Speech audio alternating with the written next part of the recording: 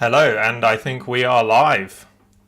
Okay, so I've joined us a little bit early. We'll just wait for everyone else to have a chance to join for 3 p.m. Thanks so much, everyone, for taking the time, and sorry that we had to reschedule it. We'll just wait out here for a bit, and then we'll get started at 3 o'clock. We'll just give people a chance to join here.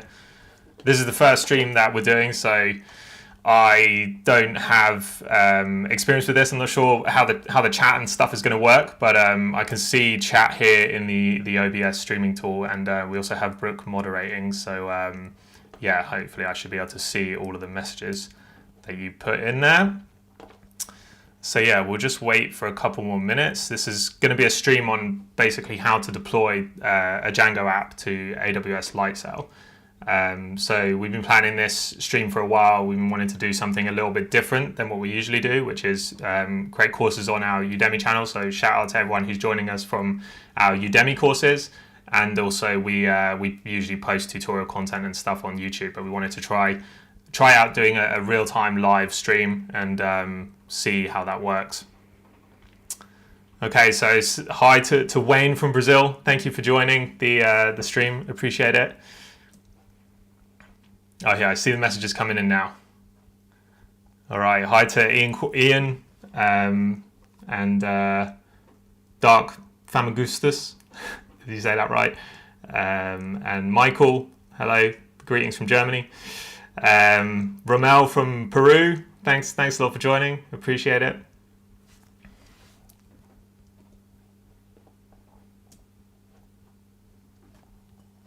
So I'm just gonna have a sip of coffee from this oversized mug here. All right, so a couple more minutes left. If you all that have joined the stream, we did put out a video about a week ago about the setup and stuff. If you didn't get a chance to see that, then basically what you'll need to follow this tutorial set up on your machine is you're going to want an AWS account. Ideally, you have sign up to the AWS free tier, or if you already have an account, then just use that account.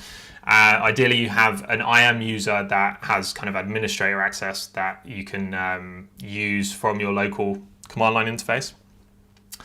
Docker desktop, so you can use Docker. You can either install Docker desktop on your machine, or you can use something like Kalima, which I'm using on my Mac OS. As long as you have Docker and Docker Compose installed and accessible, then that should be good. The AWS CLI, you'll need that installed locally. There's instructions on how to do that on the AWS website. And then the AWS Lightsail container plugin, which is a plugin for the AWS CLI that works with AWS Lightsail containers. And then I recommend using AWS Vault to manage your credentials locally on your machine when you are authenticating from your local machine to AWS. Okay, so it's about time to start. Don't worry, I'll go through all of this again now for those who are just joining us now. So hello everyone. Sorry if I don't get through everyone in the shout outs and the messages. There's quite a few messages coming in. Hi Ryan and Laurel. Sorry if I'm pronouncing that wrong. From Newfoundland, Canada. That's where Brooke's from. She's Canadian. She's not from Newfoundland, but she is Canadian. And then Lanzares. Hello from the Philippines. And then we got Plementi from Bulgaria. Hello, welcome. We got lots of people from quite all over the world here. It's quite nice for the first stream that we've done. Okay, so it's 1 minute past 3. We'll go ahead and get started. We have a few kind of housekeeping things to start with, so we'll go ahead and do that. So welcome to the stream. Appreciate everyone joining. Before we start, I'm just going to go through a few things that Brooke asked me to do. So first, say thanks everyone's coming. So thanks again. Really appreciate you all taking the time. And I hope that you'll find this useful and the opportunity to ask questions kind of as we go and stuff. We might not, of course, get to all the questions, depending on how many there are and the topics and that, but we will take a note. And if we don't get to everything, then hopefully at some point we can do another stream where we can cover different topics and stuff. So yeah, sorry again that we had to reschedule this. We were planning on doing it for the end of December last year, which was only a couple of weeks ago. However, Unfortunately, I caught COVID, so I wasn't able to do all the planning that I wanted to do, and also I just wasn't feeling well enough on the day to do the stream anyway. So we rescheduled this to today. So apologies again, and thanks for joining. We might have to break this topic into 2 different streams. So we're going to see how far we get. We're going to try and limit it to around 2 hours. But if we have a lot to cover, then that we don't get in that 2 hours, then we'll try and do it in another stream. We'll definitely do another stream where we can cover the rest of it. We're not just going to do half the tutorial and then not continue. But I think we might be able to get all of it done in this 2-hour window. So we'll see how it goes. And again, this is our first stream that we're doing, so we're trying to balance the quality of the stream and the bitrate with people's internet speeds. If it is a bit slow for you, then let us know in the chat. Unfortunately, we can't change it for this stream because these settings have to be done kind of before. But for the next stream, we can try and tweak it so it works optimally for different people. And shout out to Brooke, thanks for doing all the work, following a course and figuring out how to set up OBS and set up the video and the streaming settings. It's really useful. Okay, so if you can't make this stream, then we will, of course, keep it on the channel as a recording, and we'll also re-upload a recording that's slightly edited as well, with a tutorial on it. If you can't stay around for the full 2 hours, then so no worries, it will be available to you. And this is live, of course, so expect that mistakes might happen, just like in real life when we're working with software. Mistakes always happen. So yeah, if you do see something, then feel free to shout them out in the chat, and yeah, you get points for spotting issues before I do. Okay, so I'll do my best to answer all the questions, as I said, but if we can't get to anyone, then we might have to go through some people's questions later on. And finally, Brooke is moderating this, so she'll be in the chat looking at all of your questions. Okay, so let's take a look at what we're going to cover. We'll just recap. So what we're going to cover is creating a Django app locally. So we're going to create a Django app on our local machine, and then we're going to deploy it to AWS Lightsail using their containers service, which is a relatively new service. It's kind of similar to Heroku in that it's kind of a low effort deployment solution that has very clear pricing. So it's one of the good things about it is it unlike the real AWS or the other AWS tools, it gives you a very clear list of the pricing as you go. So you know you're only going to get charged $5 a month or $20 a month, depending on the services you build. It's not going to charge you based on usage and things like that. So typically it's a fixed price per month for the services for how long you're running them for. We're also going to be setting up a database. So we'll use RDS database on Lightsail, but we'll have a local database for development.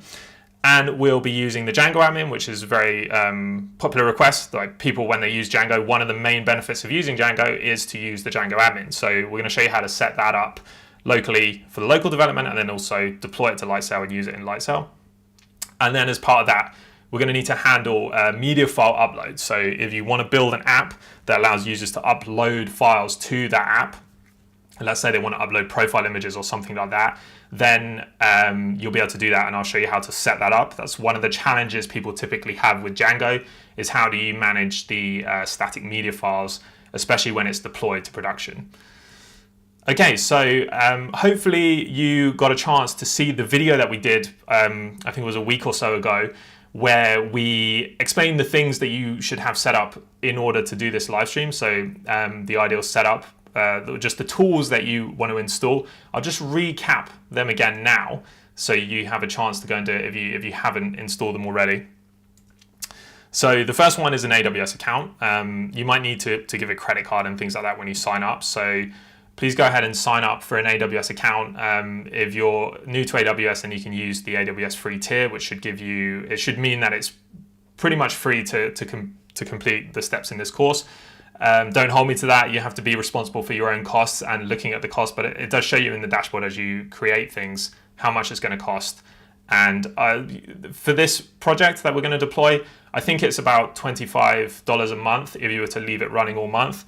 If you were to just follow it for this course and then delete the resources, it'll be significantly less. It'll be probably a few dollars just to follow the steps and then delete them. Okay, so you want an AWS account, and then you also want to have Docker Desktop, so you want to be able to use the Docker command and the Docker Compose command. The easiest way to install this for most people is to use Docker Desktop. If you want to use an open source alternative, because I know that Docker Desktop have introduced licensing, then you can use something called Kalima, which is a tool that allows you to use kind of the native Docker open source version on your Mac OS, and it also works for Linux. And then if you're on Windows, then I think if you don't want to use Docker Desktop, then you should use just install it on the Linux subsystem.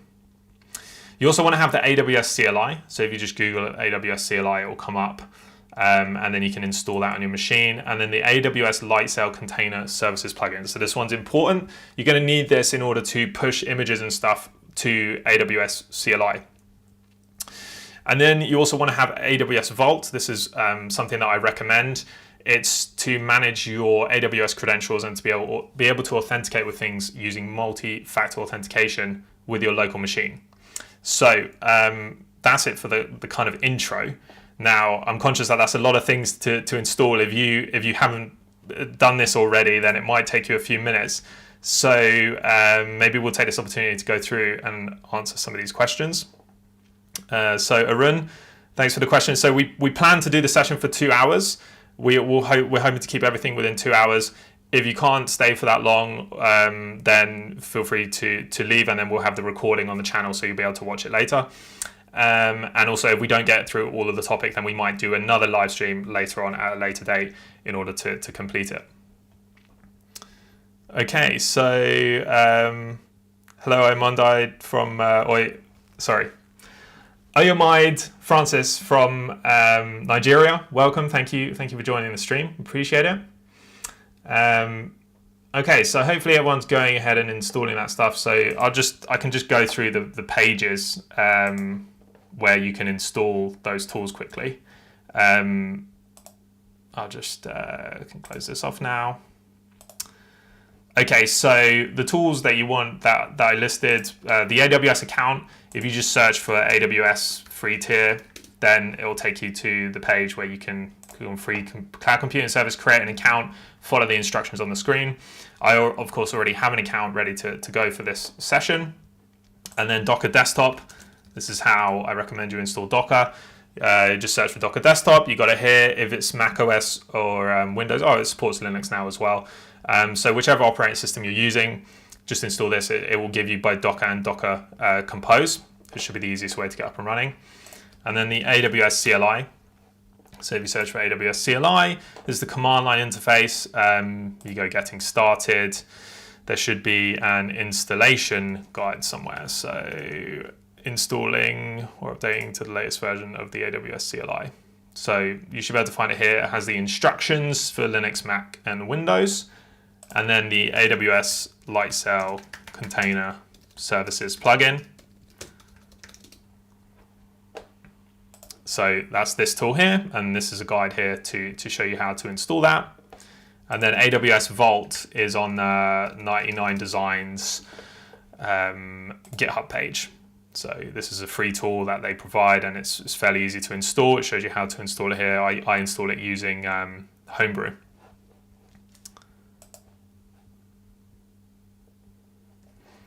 Okay, so I'm getting some feedback to move myself a bit out of the way because it looks like my face is too much in the way of the stuff I'm trying to show you, which is no good. You don't want to look at me, you want to look at the content on the screen, so I'll just move that now.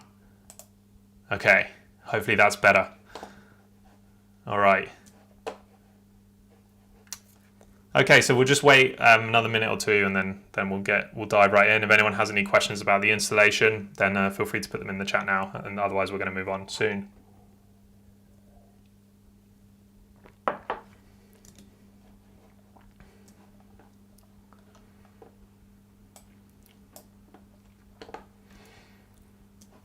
So apologies if I look to the right side of the screen a bit. That's because I have my notes and stuff on one screen. I also might drag stuff onto the other screen as well if there's passwords and things like that I probably shouldn't expose on a live stream. That might happen in a couple of cases, but it should all be pretty secure generally. All right, so I think we've covered everything, and I think we're ready to get started. Okay, so the first thing that we're going to do is we're just going to set up a Git project, and what I'll do is I'll create the Git project, and I'll put it in the chat. And as we're going, I'm going to push to Git or push to GitHub. So if you want to look at the actual code that I'm pushing after I've kind of done the step and stuff, you can do that by clicking on the link to the repository. I'm going to make it a public repository. So we'll do this. I'll call this tutorial Django Lightsail, and then live stream code content for deploying Django to Lightsail. All right, so I'm going to make this public, and then I am going to set up a git ignore for Python, and I'm just going to leave the license, MIT license, so you can use this for free for your own projects if you need. Okay, so this is set up, and I should also mention that the final version of the code is on the notes of this channel. So on the description of the video, you should be able to see the final repository. So if you do get lost or you join us a bit late and you want to kind of catch up, then you can see all of the code there. I'll just go to it now. So github.com London app developer and repositories. So it's this one here. So tutorial, and then all of the steps that we're going to be following I've listed here, and you can actually see the code diff on your local machine as well if you click it. So it tells you the changes to make.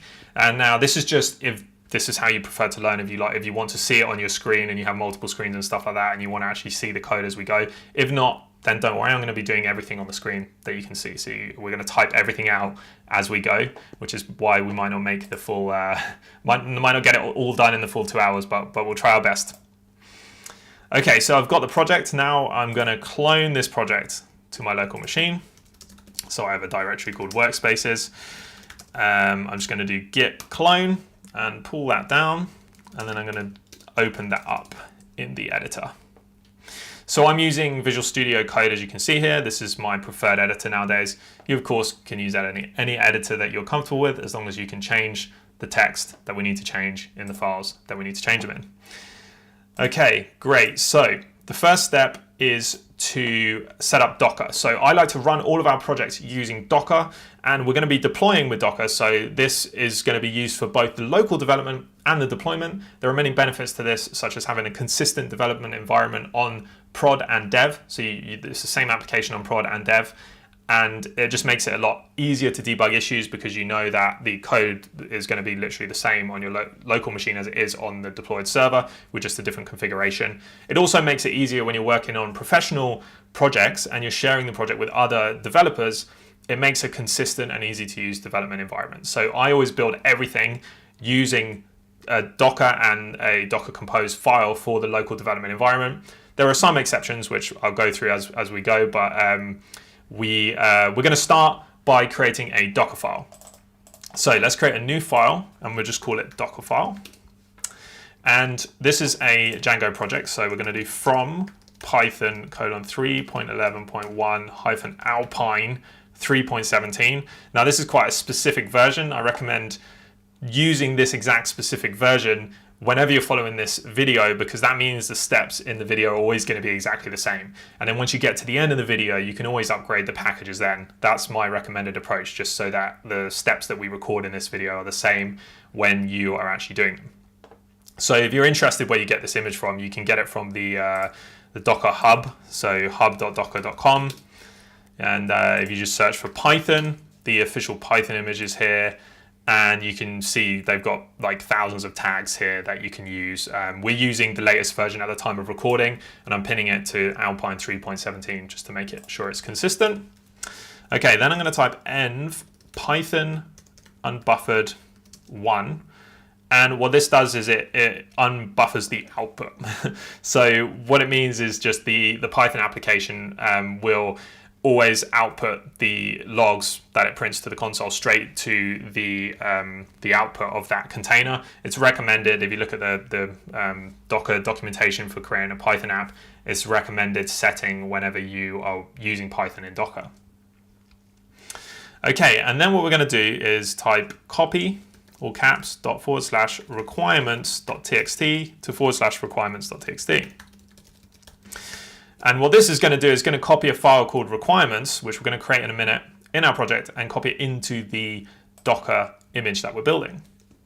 And then we'll type run python-m venv for virtual env /py, and then double ampersand backslash, and then we're going to type forward slash pi slash bin slash pip install -- upgrade pip, then double ampersand backslash, and then forward slash pi slash bin slash pip install -r forward slash requirements.txt.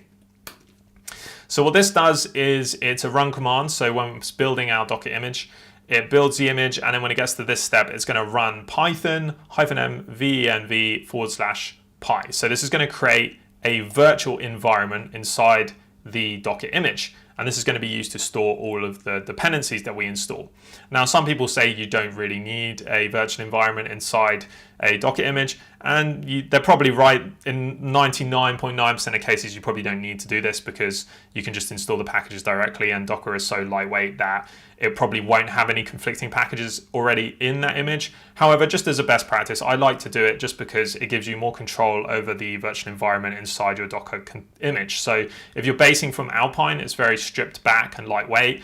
But if you're basing it off another image, then there might already be Python packages and stuff installed on that image, and they might conflict with what you're doing with your app. So I like to just create it as a preference. And then this ampersand backslash is just a way to create a new command on a new line without adding another run command. The reason we do this is because every single command we do in Docker is cached as a separate layer. So for efficiency, we don't want to have separate run commands when we can just put it all in one line, basically. So next we're running pi slash bin slash pip install. So this is running the pip command from our new / pi virtual environment, and it's doing upgrade pip. So just make sure we have the latest version of pip on the image. And then we're running / pi / bin / pip install -r requirements.txt, and this installs the requirements file that we previously copied that we're going to create in our project in a minute. Okay, so now what we need to do is type env path equals, and then double quotes. It's very important to use double quotes here, because if you don't use double quotes, then it's not going to work properly and you're going to have strange issues. So we're going to type /py /bin : and then $path. So what this does is it adds our new Python virtual environment, which is going to be set up at /pi, and then all of the binary executables are under bin. And it adds us to the path, which means that when we run commands in our containers that are created from this image, it will be able to access the dependencies and stuff that we've installed into this virtual environment without having to specify this long version of the command here. So it's just a convenience thing, really. And then we're going to type copy ./app/app, and then work.dir /app. So this app is a directory we're going to create. Let's just create it now. And we're just going to create an empty directory for now. And it's going to contain our app code, basically. And then we're going to add our requirements.txt. And in our requirements.txt, we want to install Django. So at the time of making this video, Django equals 4.1.5. This is the latest version available at the time. Now, again, like with the tag in the Docker file, if you're following this at a later date, I still recommend you use the versions we specified here, just because it means that the steps will be consistent. And then at the end, you can upgrade if you want. Okay, the next step is to create the Docker Compose file. So we're going to go docker-compose.yml, and I'm going to type services : and then app : and then build : and then context : dot, and then back to the line where build is, so the indentation of build, we're going to type volumes : and then hyphen ./app : app. So what this does is it creates a service in our Docker Compose setup, It sets the build context to the local directory. That's why we have build context here. So we want to build from this directory. You can specify subdirectories if you want, but our Docker file is in the root of the project. So that's why we just need a dot here.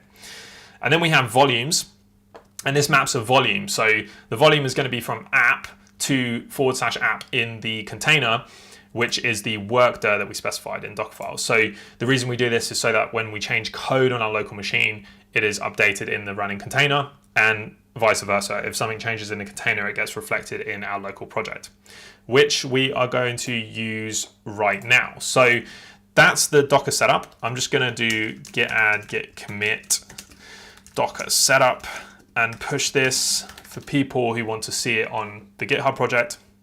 Hopefully I created this project as a public project. Let me just double check that. Yeah, public. So you should be able to see these files added now. The next thing we're going to do is we're going to create the Django app and a Django project. So open up a terminal. So if you're using Windows, it'll be like PowerShell or command prompt. If you're using Mac or Linux, it'll just be the terminal. And you're going to change to the directory of your project. And then you're going to do docker compose run --rm app sh-c python. Oh no, not Python, sorry. Getting ahead of myself.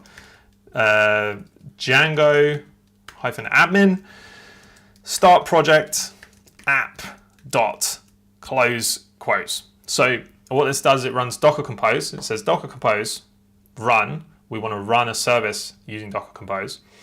The RM says after we run this, delete the container, because we're just running this command as a one-off. We don't want it to be lingering on the system. And app is the name of the service we're running, so that matches app here. And then sh-c says we want to run a specified shell command on our app service. And the specified command that we're specifying is in the quotes here, which is Django admin start project app dot, and there should be a space after app and dot here. Okay, so once you've typed that out, you can hit enter. And what this will do is it might take some time to pull the containers down if you don't already have them cached. Mine was pretty instantaneous because I already have this cached on my machine. But what this does is it essentially will create a new Django project. And because we have the volume set up, you can see the Django project was created in Docker, but it is reflected on our local machine. So the next thing that we're going to run is the same command again. So docker compose run rm app sh-c, but instead of the Django admin command, we're going to type python manage.py start app, and we're going to call our app publish, because it's just going to be a simple app that allows us to publish some content to a page, just for demo purposes. It's not going to be anything super extravagant or complex here, because we just want to demonstrate deploying to Lightsail. We don't want to build a really complex app. We just want to show how to create the essential bits. Okay, so we'll hit enter there, and you can see I didn't get an output this time because it didn't have to build the container or anything like that, because it's already built and cached. But you can see it added the publish app here. So essentially, that's all we need to do for now. Actually, there is one more step that we'll do here. So all of this code has been auto-generated by Django. The one thing that we want to do is change our Docker compose here, and we're just going to add port :-8000:8000, and then command :python manage.py run server 0.0.0.0:8000. So what this does is it changes our deployment setup so that we map port 8000 in the container for the app service to port 8000 on our local machine, so we can access the local development server.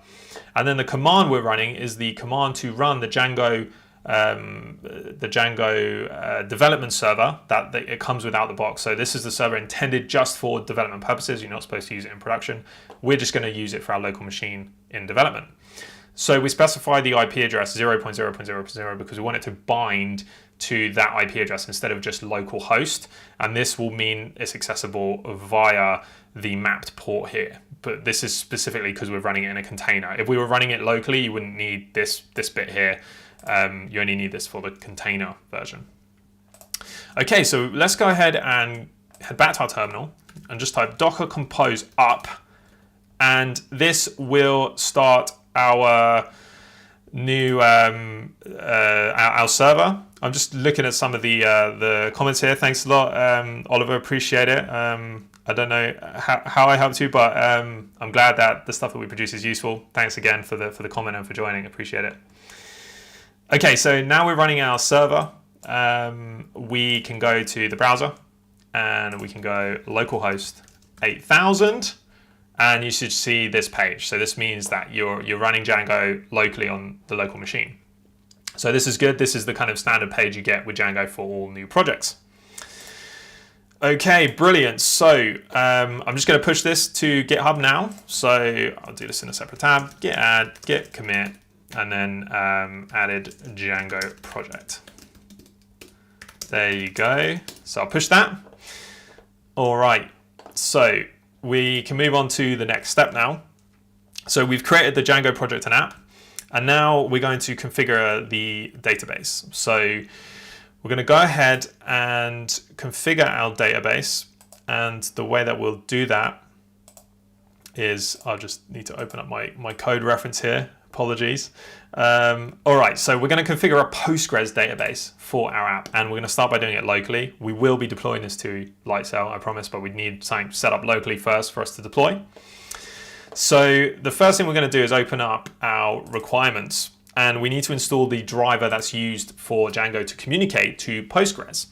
And we'll do that by installing the scicop G2. I have no idea if that's really how you pronounce it, but that's how I like to say it, scicop G2. Equals 2.9.5. And just for reference, you can see all of these on the pip package manager. That's not the right pip. So we do pip. So you can search them all here on pypy.org. And so if you wanted to search scicop G2, it will come up. And it also gives you the information about how to install it and stuff like that. And that's going to be important here because you're going to find that you can't just install it like you can most Django requirements. You have to add some additional requirements to your operating system. And in our case, we just have to do it to our Docker, Docker component or our Docker file. So those packages are packages that are needed to install scicop G2 driver, basically. So it is documented on their page, but I'll just explain to you now what you need to do. So you type run apk add --update --no -cache, and then Postgres -client and build -base, and then Postgres QL -dev. So these are Alpine packages. So APK is the Alpine package manager, and it's like apt if you're using Ubuntu or something like that, or it's, I guess, kind of like brew if you're using macOS and you have brew installed. So this is how you install additional operating system level applications on the Alpine based images. And we're doing APK add, which means add a new package. We're doing --update because this is a Docker image. We're just going to update the index so it has the updated list of packages that are available.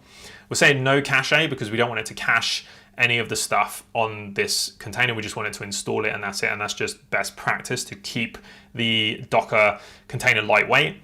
And we're installing Postgres client, build base, and Postgres QL dev.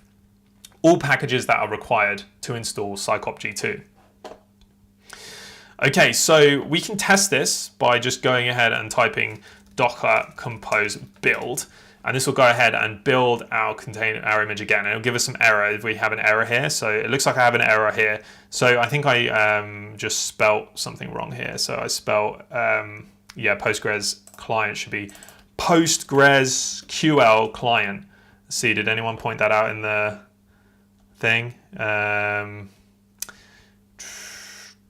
Is scicop 3 now the new version released? I don't know. I didn't hear that, but if that is, then thanks Solar System for pointing that out. I don't know if that is the latest version or not, but if you say it is, then I'm sure it is a new version that's been released. I'm just going to stick with version 2 for now because I know it works with the version of Postgres now that we're using. But I will take a look at that later on after the stream. I appreciate you letting me know.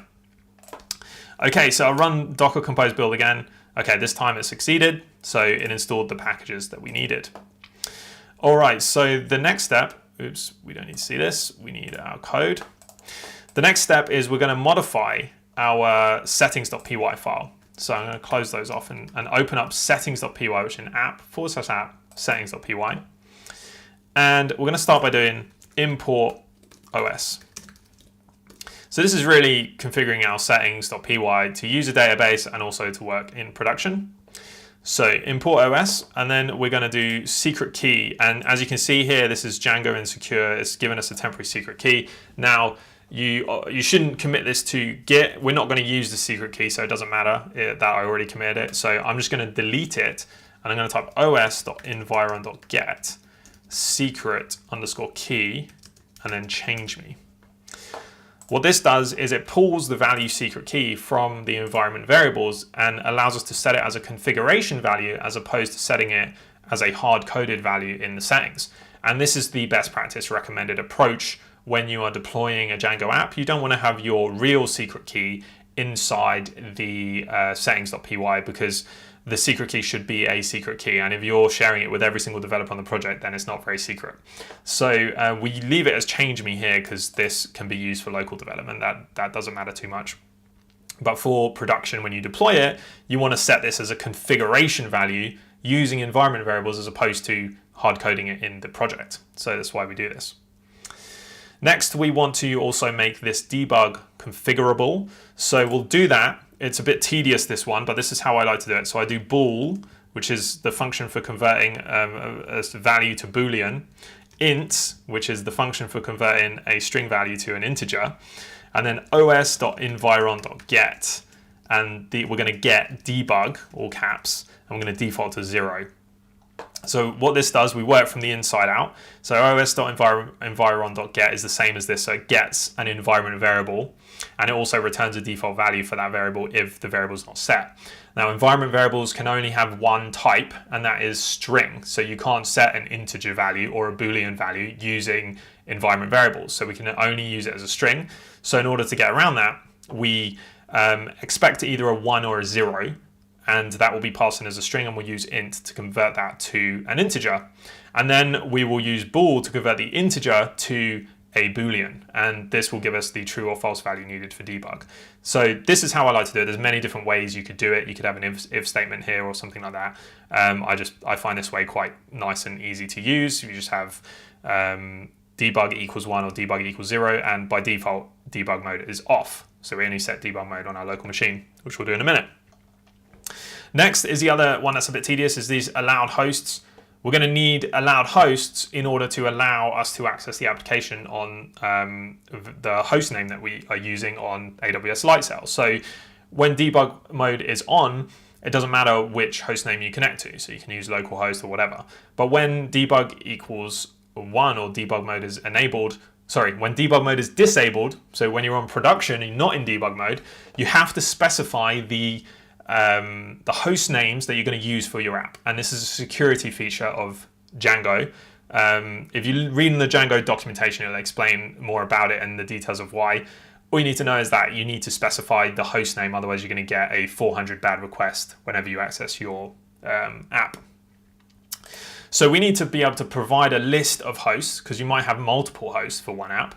We need to be able to provide a list of them to allowed hosts. So the way I like to do that is with this bit of logic here. So I leave the existing allowed hosts as an empty list, and then I add allowed hosts dot extend, and then filter, and then none, and then os.environ.get allowed hosts, and then an empty string dot split, and then a colon, a comma in quotes here. So it looks like a little face.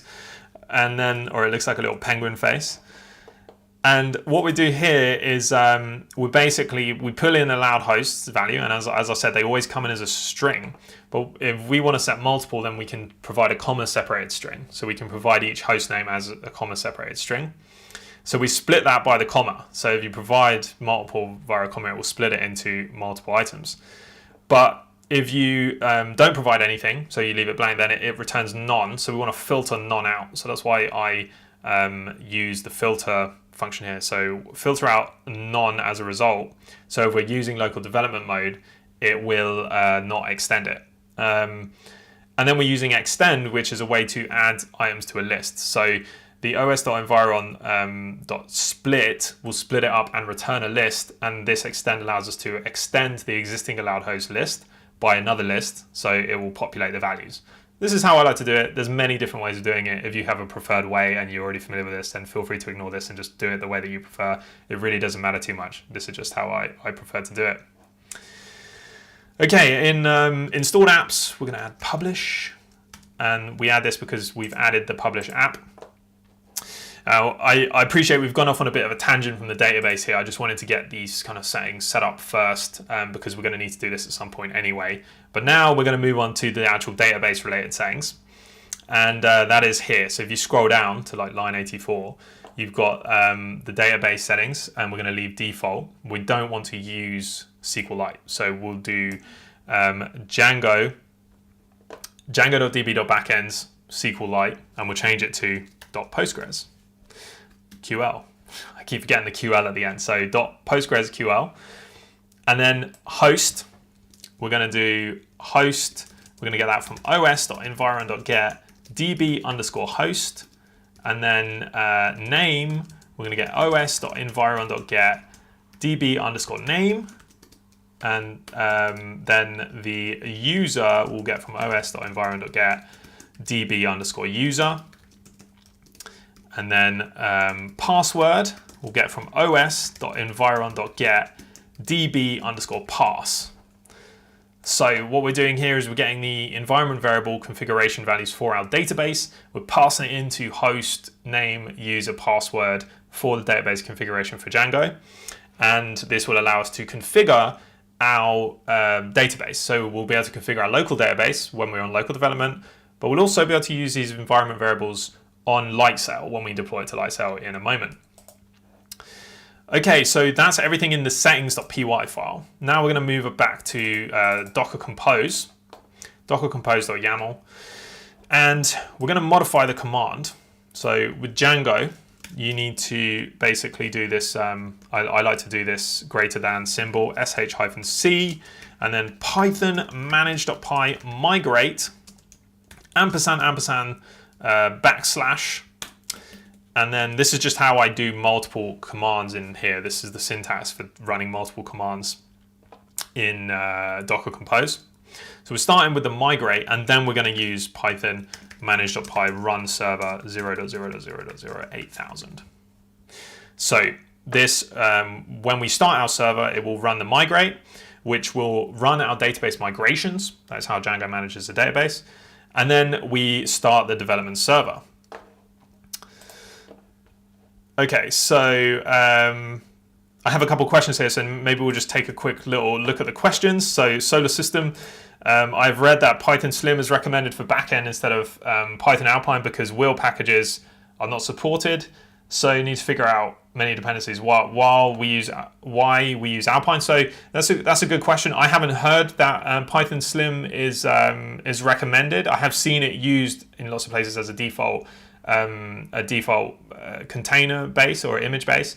It's a lot of it comes down to personal preference. I find that Alpine is the most lightweight Docker image that you can use for this kind of thing. And usually when you're using Docker and you're spinning up lots of containers, lightweight is better. That's why I prefer to use Alpine. But obviously you can use whatever you want when you're working on projects. Feel free to use Slim. I think Slim is if I understand, it's kind of like a stripped back version of Ubuntu, which has very minimal stuff on it. It's probably perfectly fine to use that as well. If there's a link or something and there's an official documentation that suggests it, then I'd be interested to see it, and I'll certainly look that up after the stream. I appreciate you mentioning that. James Foreman, so how much is this application going to cost to run AWS per month? We're going to be using, I think it's going to cost, to answer your question, I think it's going to cost $30 a month. We're going to be using RDS instance, which the cheapest is 15.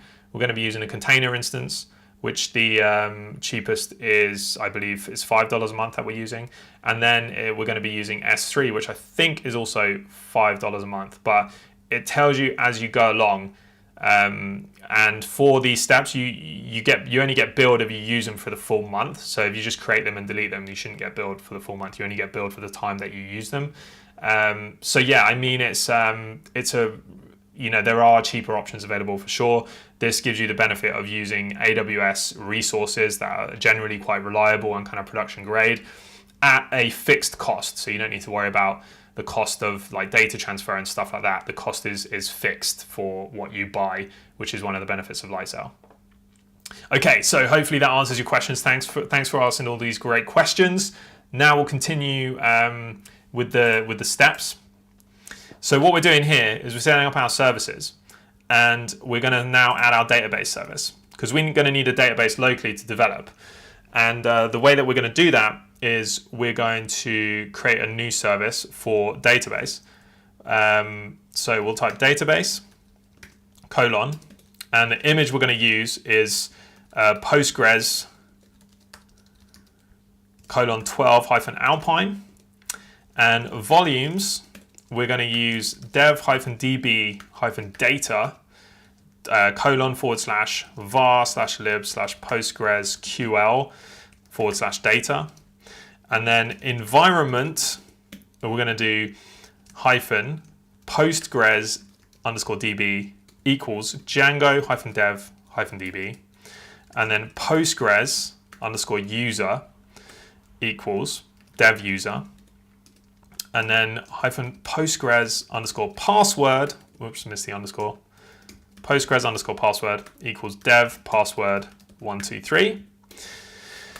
And I'm going to talk through what these do after I've typed it all out. So feel free to just type it out with me. Don't worry, I'll explain it. If you don't understand it, I'll explain it after we've typed it. So we'll do health check : test : and then in the square brackets here, the first string is CMD, and the second one is going to be PG underscore is ready, and then comma -Q, and then comma -D, and then after -D we're going to do Django-dev-db, and then we'll do -U, so uppercase U, and dev user. And then we're going to type interval : 5s, timeout : 5s, and retries : 5. And then volumes at the root, we'll do a volume called dev-db-data : All right, that's a lot, so let me just talk through this. So we define a service called database. This should be level with your app service here. So just make sure your indentation is correct. It's very important with the YAML files. The image we're using Postgres 12 Alpine. Sorry, Solar System, I know you're not a fan of Alpine. We're using Alpine for Postgres for now, but this should work the same if you choose other images as well. Because what happens here is we now map the volume db-dev-data, and we map that volume to /var/lib/postgresql data. And this is just to keep persistent data on our local machine. So every time we stop the service and start it again, we don't lose any test dev data that we have created. This volume name here should match the volume name that we created here, which it doesn't look like it does for some reason because I typed it wrong. Apologies, I typed it wrong. This volume should match. So let's call it db-dev. And then make sure that matches. If it doesn't match, then it's not going to work. So, okay, this matches now, and this is all mapped correctly. And then we have environment variables, and this is how you configure the Postgres Docker image or the Docker container to set up our initial database. So we're creating a database called Django DevDB, and we're creating a user called dev user, and we're creating a password called dev password 123. Now, I usually hard code this because it's literally just used for local development. No one should be able to access it from externally anyway. Then we specify a health check. So with Django, there's an issue when using Docker and Docker Compose. There's an issue with a race condition where if you start Django and it starts the database container sometimes starts, but then it takes a few seconds for the actual database to be created and for it to set up the initial database. So sometimes Django errors out and says it fails to start because the database wasn't available, even though Docker Compose said the service was started. So what this health check here does is we run a test here that says our data, we're going to do CMD, which is command. This should be PG is ready. That stands for Postgres. So PG is ready, and then -q is quiet because we're running this, we want it to run in quiet mode because we're just running it as a test command in the startup process. -d specifies the database. So this should match this database name here. So you see they match. I got it right that time. Then -user is the user we want to use to check if it's ready, and that is the user we created here. So you've got dev user here. So this health check we can use to ensure that the database is up and running before Django starts. And the interval is just how many times it tries or how long between tries. The timeout is how long will it wait until it tries again. And the retries is how many times will it retry before it considers that it's just not going to work. And we set it to 5. Okay, so there's just a few small changes to do now. So underneath command, we're going to type environment, and this is in our app. So we need to configure our environment variables for our app container. And we'll do that by typing debug equals 1, and then db host equals Django-dev-db, and then db underscore name equals Django-dev-db. Host should just be database, and db name should be Django dev db, which matches the db name here. And db underscore user equals dev user. That should match the user that we're using. So you got dev user, dev user, dev user. And then db underscore pass equals dev password 123. So what we're doing here is we're configuring Django to use the same settings that our database is started on. So the host is the name of the service. So Docker sets up a network in the background, or Docker Compose sets up a network in the background, and the name of this the database is going to be accessible on the hostname database from our app container. And then the database name is the name of the database we created here, and the user is the name of the user, and the password is the name of the password. So the last thing here is to just add the health check. So we want to tell the app container or the app service to wait until the database is passing this health check before it starts our Django app. So we're going to do that by typing depends underscore on colon, then database colon, and then condition colon service underscore healthy. Okay, so we can save that. So this just says this service, the app service, depends on the database, and the condition is that the service must be healthy. So the database must be healthy before the Django app starts. Okay, so that was pretty intense, but we should be there for our local setup. So we'll do Docker compose. Let's just see if it's running. So it's not running anymore. If your service is running, you might want to stop it. Just do Control-C and then do Docker compose up. And we should see, hopefully this works. So it's starting our database. There's a delay because it's waiting for the health check to pass.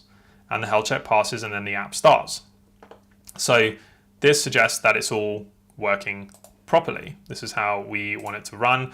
If we go back to our localhost 8000, you can see that it started and that the app is running, and you can see in the logs that it applied our migration successfully. So the database is now officially set up on our local machine.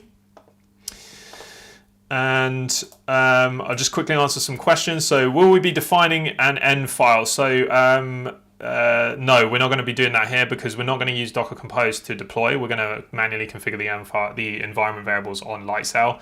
An env file, we do use that sometimes if we're using Docker Compose specifically for deployment, but we're going to be using a different service for deployment in this one. So no, we're not going to be using an env file.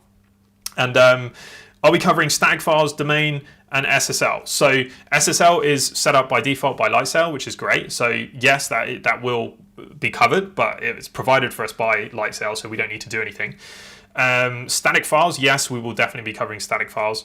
And domain, I don't plan to cover that, but I can show you the tab. It's pretty straightforward and easy to use if you just do it through the console. So maybe we can take a look at that if we have time. But static files and SSL, yes, we will be covering that. Okay, so we configured the database. Now we're going to actually go ahead and create a little publish app, or a little basically placeholder page that we can actually deploy. So before I go ahead, I'm just going to push this to Git, added DB, Great. So that's pushed. If you want to see that on the GitHub repo, London App Dev Demo /tutorial Django Lightsail. You can follow the code along there if you want. All right, so we're just going to create a real quick little app here. So I'm going to open up URLs. Let's start by creating a template. So in publish, we're going to add a new file, but I'm going to create it inside publish /templates /publish /index.html. So this is the recommended place to put templates in Django when you're working with Django. And I'm just going to do quickly HTML, head, title, publish, index page, and then body, and we're going to do h1, hello, publish, page. This is just a little hello world type app that we can deploy, because I really want to make sure we get to the actual deployment to Lightsail before we run out of time. So we're gonna do this, and then we're gonna deploy it. We're almost at the Lightsail part, don't worry. Okay, next we're gonna do a view. So in Django, you create views. We're gonna do def index request, and then we're going to add a docstring here, render the landing page for the publish app. I like to be pretty consistent with docstrings, although sometimes I might leave them out if it's a really simple function. You can delete that. And then I'm just going to do return render request, and then publish /index.html. And you might notice here the little warning. So this is something people ask me about all the time. Because we use Docker and all of our dependencies are on Docker, Visual Studio Code can't see that we have Django installed. So it says Django can't be resolved because it can't see it, because it can't access it in Docker. There are 4 ways of dealing with this. One is you just ignore it and you just don't rely on this thing, which I'm going to probably do here just in the interest of time. The other way is that you configure Visual Studio Code to run inside Docker, which I'm definitely not going to cover here because that is a really tedious and, in my opinion, quite a painful process that I don't like to use that just because it's so complicated to set up. But we do have a video for that on our channel and also on our website, londonappdeveloper.com, if you're interested to learn how to do that, although it's not my preferred approach. The other way is you just set up a virtual environment locally on your machine. That's usually what I end up doing, just in the interest of time. I don't like that I have to have dependencies local machine and in Docker, but just to get this kind of autocomplete working, and that I sometimes do go ahead and do that for projects, so feel free to do that. You just set up a local virtual environment in the project and just install the requirements, and that should get rid of this. And I think I said there was 4 ways. The 4th way is just to disable this the Pylance plugins so that you don't get them, and but then you obviously don't get the benefit of it as well. So really you just pick the way that works for you. We'll just leave it for now because I don't want to take up too much time by going into detail of that. If you're interested, we can if you put a comment in and you're interested to know that, then we can maybe do a stream on that another time. Okay, so I digress. Let's go back to the steps. So what we're doing is we need to map a URL here. So we need to add a URL inside our publish app. So I like to create a urls.py file here. And then inside that urls.py file, I'm going to add a quick little docstrings just to say URL mapping for the publish app. And then from Django.urls import path, from publish import views, and then URL patterns equals path, and then just the empty string here, views.index, and name equals index. So this is a URL that maps the root URL, because there's nothing specified, to views.index, which is the view we just created. And then we just need to wire that URLs file up to our main URLs, which is inside app/urls.py. So we're going to add a new line here. It says path, and then include, and then publish.urls. And I'm going to include this here. So path and then include, or import this here. So this says include our publish.urls file into the URL mappings here. So it basically connects the root URLs to the URLs we define here. Okay, so next what we are going to do is just quickly test this locally. So if you have your server running, it should auto refresh, and then you should just be able to go and refresh the page and it says hello publish page, and it just renders whatever you put inside index.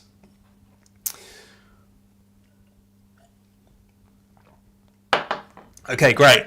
So we have our app. This is what we're going to deploy first.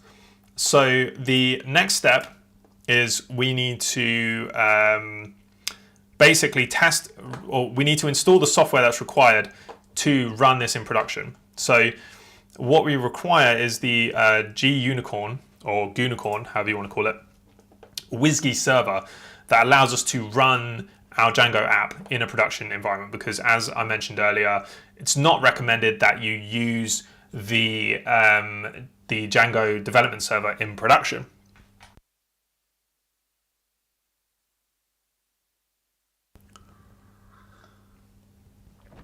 Sorry, my throat's a little dry. Hopefully you didn't hear that cough. I think I muted it.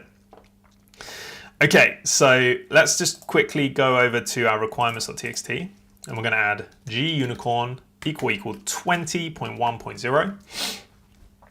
And then we're going to go into Dockerfile, and we're going to add, or actually, let's, in the root of the project, add a new folder called scripts. And inside scripts, add run.sh. I just need to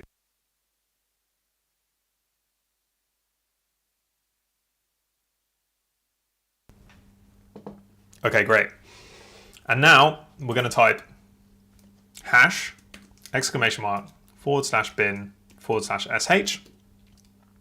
set -e and G-Unicorn -b:80 --chdr /app and then app.wsgi : application.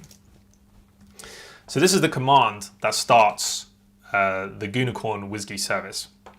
So this just says it's a shell script. This says if any of the commands we run in this file fail, then cancel the whole thing so that we know the error occurred. This is the name of the application we're running. -b is for bind. We want to bind it to a port.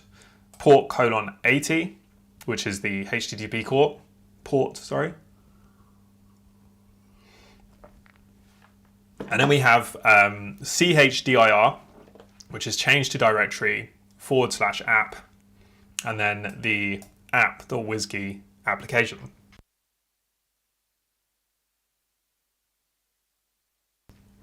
Sorry, having a bit of a coughing fit here. Maybe it's some lingering COVID, I don't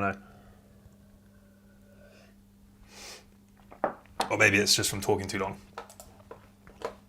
Okay, so let's carry on. So next we need to open up Dockerfile, and we are going to add a copy command here to say copy./scripts to /scripts, and then run chmod -r and then +x /scripts. And then to env here, we're going to change this to /scripts : so you got /scripts : /py.bin.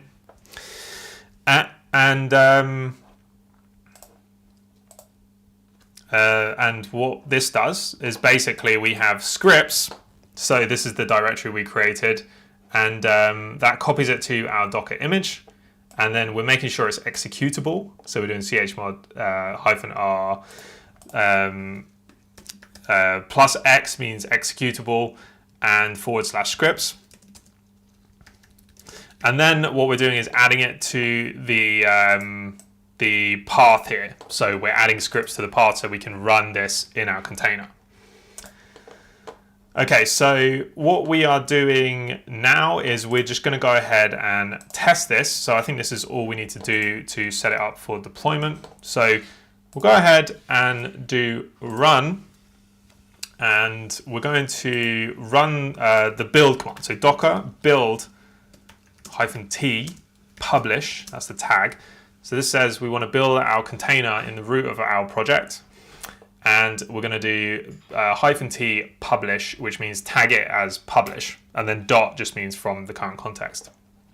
Current context means current root directory that we're in. And then what we do is we're just going to type docker run -p 8181 :80 -e allowed hosts equals localhost publish. And what this is going to do is it is going to tell us whether our Docker, whether it's working, basically, whether our setup that we've got is working. So if we open up the browser, we do localhost 8181. It says it can't be reached. So what happened here? So I think I typed something wrong here. Docker run -p 8181 :80 -e allowed hosts equals localhost publish publish. Oh, I know what we did wrong. So we forgot a step. So I think we need to add a couple more lines here. Sorry, expose 80. So it just says expose port 80. This is in Docker file. And then cmd /scripts /run.sh. This will work. Okay. So what this does is it says we're going to run this on port 80, and we're going to run cmd /scripts /run.sh, and it runs a script basically that we created that runs gunicorn. So let's go back here. Let's rebuild. So docker build -t publish dot, and then docker run -p 8181 :80 -e allowed hosts equals localhost publish. So this starts the server. Now we go here and refresh. You can see that it's running, and this is running exactly as it's going to run on Lightsail. So we can close that off. That was just a little test, and unfortunately I can't control C this. It doesn't seem to work for me. So the way I stop it is I type docker ps and I just stop it. So I do the container ID here. I do docker stop and then the ID. And this should stop the container for us. Okay, so there's someone pointed out potential typo. Should be PG is ready, not PG is ready. Oh, PS is ready. Yes, you're right. Good job. That you did spot that well. I think I already corrected that. But yeah, you're right. Well, good for you for spotting it as we go along. Okay, so we have the container all ready to go. The next step is to actually get this set up and deployed to AWS. So you need to make sure that you're authenticated with AWS on your local CLI in order for us to push the container. So what you can do is you can head over to your AWS console. Let me just see if I'm still logged in here. So you want to head over to your AWS console, and I'm assuming you have a root login. I have a special login that I'm using just for this with limited permissions as per like best practices. I'm assuming you as a developer just following this at home is using a root login perhaps. So what you would do is go to the IAM dashboard, and you should be using, when I say a root login, I mean you should be using an IAM account with admin access. You shouldn't be using the root login that you use your email address and password for. That is a real no-no. You should always set up a separate user inside users that you use for connecting locally and stuff like that. You should never use your root account, because then if you accidentally lose access to that account, then your whole account gets taken over as opposed to just a IAM user inside that account. So I have a user set up. I assume you have a user set up as well. When you're logged in as that user, you can go to the dashboard and you should be able to see my security credentials. And then in my security credentials, you should be able to see the multi-factor devices. So I here have a multi-factor device set up. This is so that we can use multi-factor authentication locally on our machine. It's optional, but it's highly recommended that you do this. So If you haven't already got this set up and you're not familiar with it, then don't worry about it for now. I would just go ahead and use whatever preferred approach you do. But then make sure after you follow this that you do go ahead and set that up, because it prevents your account getting hacked and you losing thousands of dollars to a hacker like mining Bitcoin using EC2 instances or something like that. So you really want to make sure you have multi-factor on all of your accounts that you use. And once you have the account set up, you should be able to go into like your account page, which you can access either through users. As I said, I don't have permissions for this on this account. You can access it through users, or I think that's probably the only place you can access it. But you want to be able to see your AWS key and secret key, and that will allow you to authenticate locally. So assuming you have AWS Vault installed, you can go ahead and type AWS Vault add, and then the name of the account that you want to use. So mine's called Mark Lightsail Demo, and I've already set this up, so I don't need to go through this now. But if you follow this instruction, you can paste in your access key, you can paste in your secret key that you can get from your AWS console, and it will set this up for you. And then if you want to set up MFA, multi-factor authentication, you go VI, or you want to open the AWS config. So after you add AWS Vault, the AWS/config, which is the .aws directory, should be in your home directory, whether you're on Windows, Mac, or Linux, and it's the configuration for your AWS accounts locally. It creates this automatically when you add it to AWS Vault. So under that, you just add the configuration settings. So we've got region. This is the default region I'm using. And it's good to set a default region, otherwise when you create things in different regions, it won't work. So I've got default region as EU West 2, which is the London region, and that's the closest one to me. And then I've got MFA serial here, so I add MFA serial and then paste in the ARN number for my account. So I got that from this page here. So this just allows me to set up multi-factor authentication, basically. Okay, so let's continue. I'm going to assume you'll have this set up. And then we can run, we can build the image again. So we need to build the image that we're going to push to Lightsail, that we're going to use to basically deploy the app. So because I'm using the M1 architecture processor, I need to do it slightly differently. If you're not using M1 and you're using any x86 processor based, then you don't need to do this extra step. But I just need to type docker build -t publish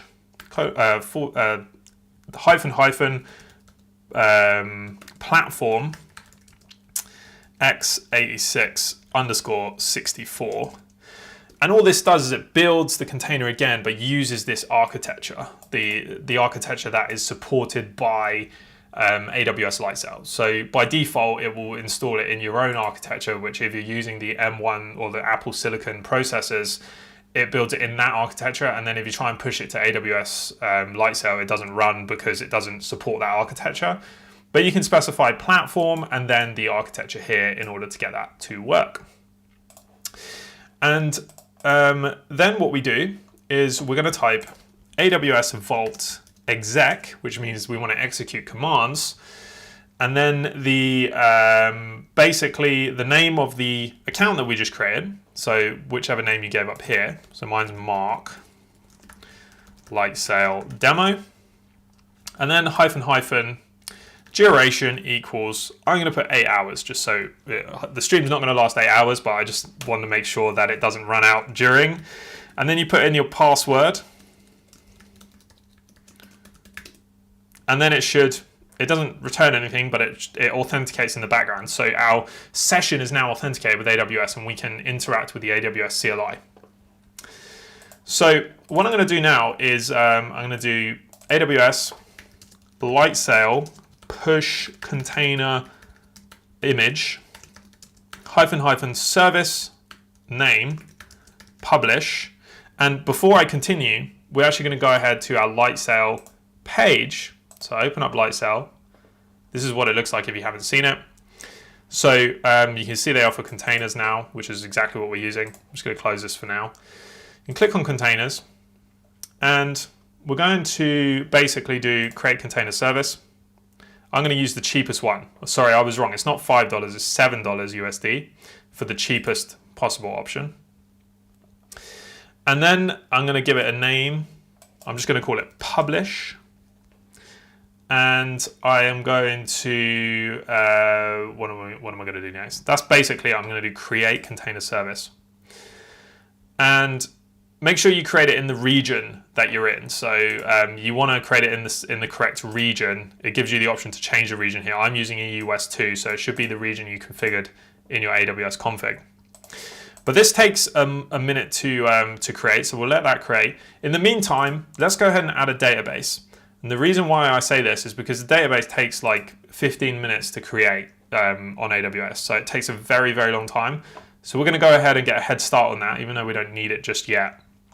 But you go over to the database tab, create database, Postgres, and we are going to just use the one that's available in the free tier. So this will be free or free for the first 3 months if you're using the free tier. Otherwise, it'll be $15 a month. So I'm going to give the database a name, and we're going to call it publish.db. And then just go ahead and click create. So get that going, because that takes like 15 minutes. So it's just an unfortunate thing with this platform, is it seems to take a very long time to create these databases. Okay, while that's going, let's go ahead and see if our app's ready. So you can see this is ready. And we can then go back and finish the command to push. So we're doing AWS Lightsail push container image, service name publish, which is the name of the service we created. So if you used a different name, then obviously change the name accordingly. And then we will do -- label. This is just to give it a label. We'll call it v1. And then -- image publish : latest. So this is the tag that we create up here for our container image. Okay, so if we hit enter on that, you see I get this error here. So this is because I think I'm using the Kalima thing. You might not have got this error if you're using Docker Desktop. If not, great. The way I fix this is I do docker context ls, and then I just need to copy this this string here under Kalima. So I copy this and I do export docker _host equals Unix. Actually, just paste it in. You don't need to type the whole thing. So docker _host equals, and then paste it in. Okay, now run it again. Run the AWS Lightsail push container image, and then the service name publish. We'll push that.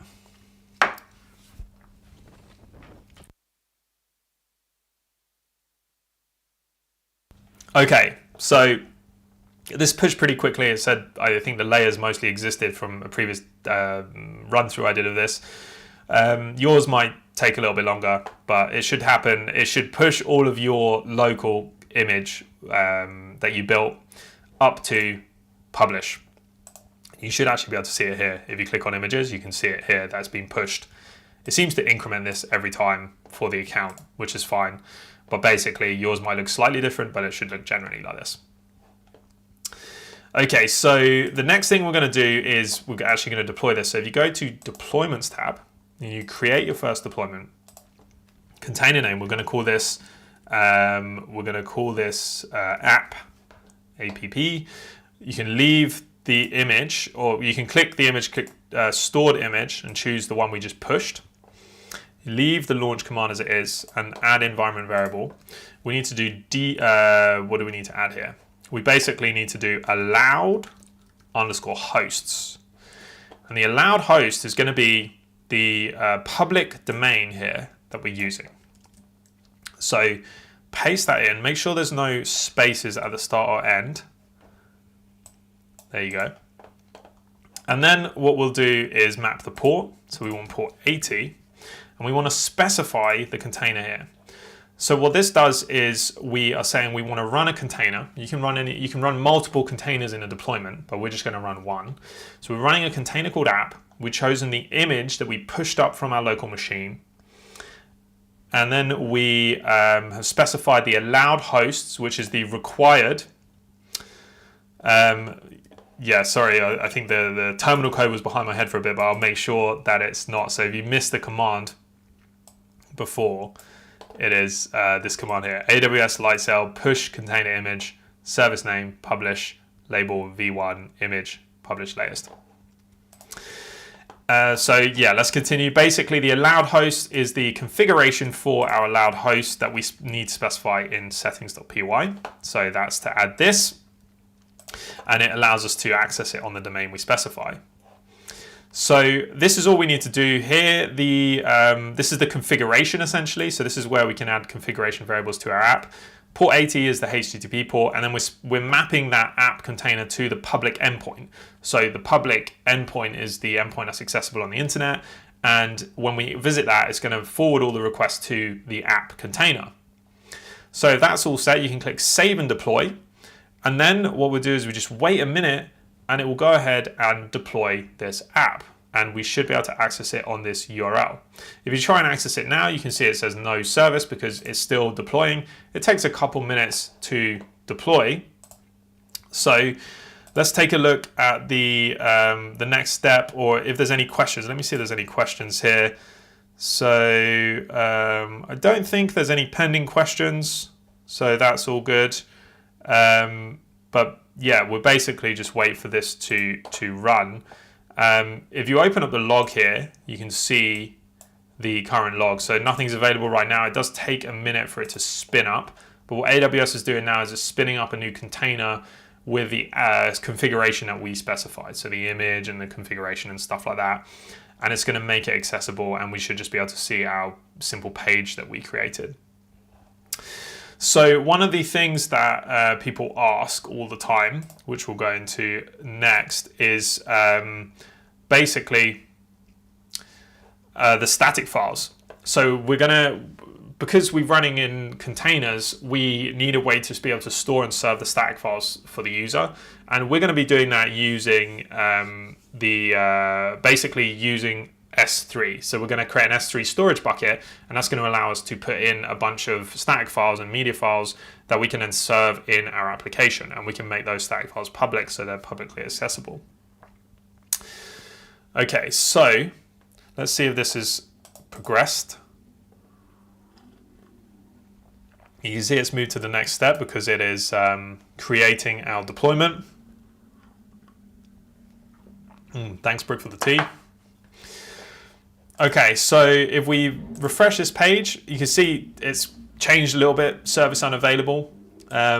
This means that it's getting there. It's starting to progress. It does take a minute, but the good thing about this is that once it's running, it looks like it might be running now.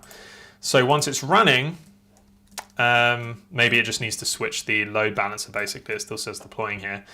So it automatically handles the kind of load balancing and stuff for you. So it creates a new domain and it maps it to the correct container and stuff like that. And then when you spin up new containers, it will essentially it will wait until the new container is running before the old one shuts down. So it will wait until the new one is up and running and successful before the old one is spun down. And this means that you have like zero downtime deployments essentially. So you don't have to wait and like close the application and then start a new application. Excuse me, you should have zero downtime deployments. So we'll see if this is progressing any further. No, it's still running. So we refresh. Okay, there are a couple of questions here. Please make a video on containerizing the Django with MongoDB. Yeah, okay, that's an interesting suggestion. Thanks for the suggestion. We'll keep that in mind for the future content. I haven't used MongoDB much really, so I might not be the best person to create that, but we can have a think about it, and yeah, we'll see if we get capacity and we get like more demand for that. Then yeah, we'll look at it for sure. The other one is like, are we planning on doing a course on Kubernetes? I don't have any plans right now, but a couple of people have suggested that. So yeah, we will think about it, and we will likely do something like that in the future. Okay, so if you refresh now, it should be deployed.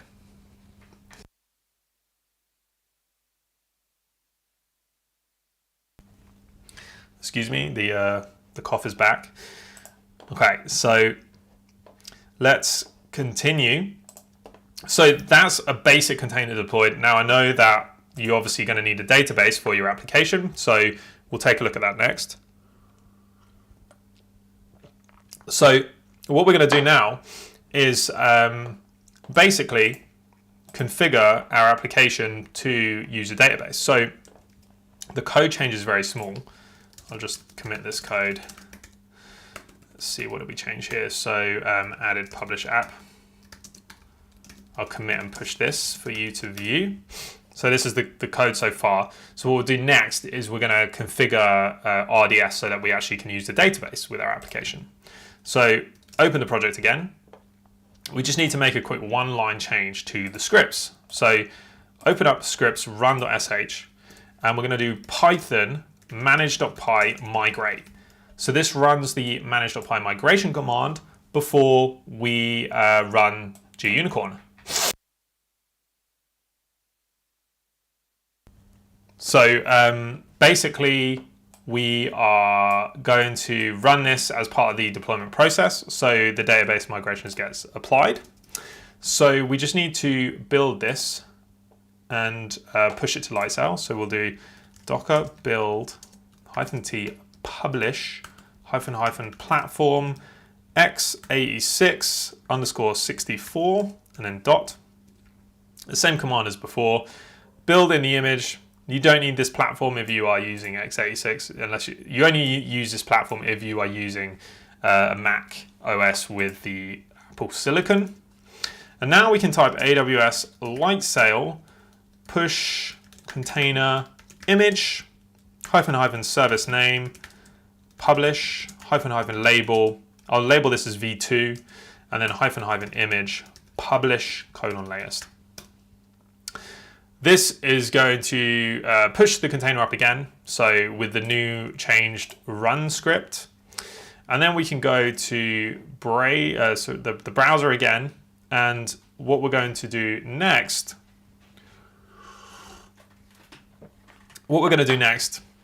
is we are going to configure the database.